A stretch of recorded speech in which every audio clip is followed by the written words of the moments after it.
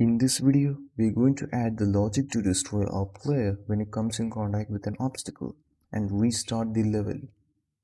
We are not going to create any UI elements in this video, just the logic. So head on to the third person character blueprint over here, and in here we have made a bunch of nodes already.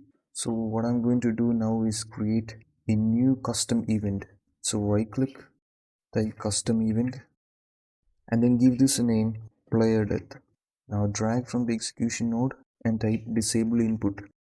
Drag the execution pin out and then type spawn emitter at location. Drag out from the location over here and then type get actor location. And in the spawn emitter at location, we have this input pin called emitter template. Click on the drop down icon over here and then select the explosion. So this is just going to create an explosion emitter at the location of the character when this event is triggered. Go to the viewport and select our mesh over here, and this will already highlight the mesh component of our blueprint. So go to the event graph and drag this down over here, and from here drag this out and type set visibility. Connect the execution pin and make sure this new visibility is set to false. And yeah, that's it. So compile this. Back in our level, we're going to go to our ground tile, and in the viewport I'm going to select the obstacle wall door, and in the details drag down. Under events you have this option called on component hit. Click on the plus icon over here and then drag from other actor and type cast to third person character, and from here I'm going to drag as BP third person character and type player death, the event that we have created before. So compile this. So this should now create an explosion when we come in contact with our wall door obstacle. So just try the game out.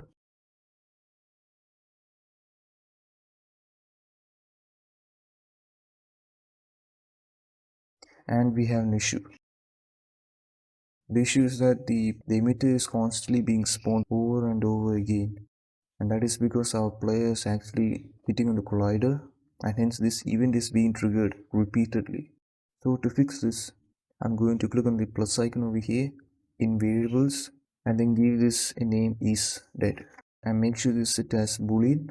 So after you have created the is dead boolean variable, go over to our movement, the movement blueprint nodes over here, and in here we want our player to stop moving when our player had triggered the death event.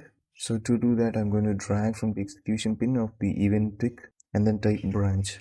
Drag the is dead and get its value and connect it to the condition over here, and then disconnect the true function and connect false pin to the turning. So this way our event tick will only trigger this if our is dead variable over here is false, and if it becomes true then the branch will not execute.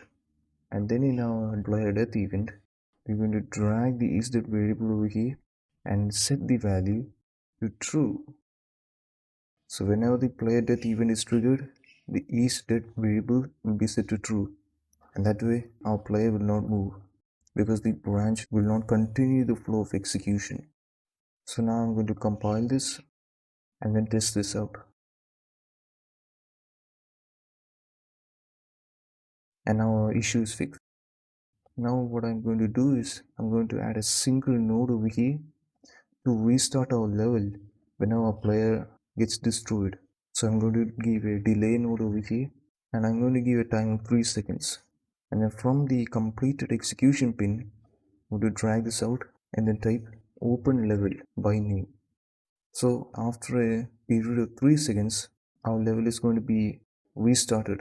Navigate to the folder containing our level, that is the infinite runner level, that is this one over here, and I'm going to right click, select rename, and then copy the name of the level exactly as it is. The name over here is case sensitive, so it is actually preferable if you kind of copy and paste the name over there.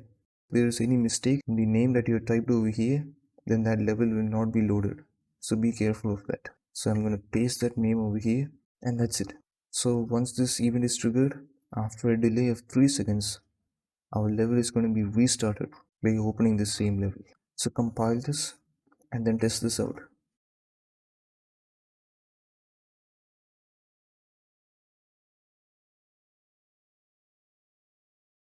And there, the issue is kind of fixed. And that's it. Thanks for watching and see you later. Bye.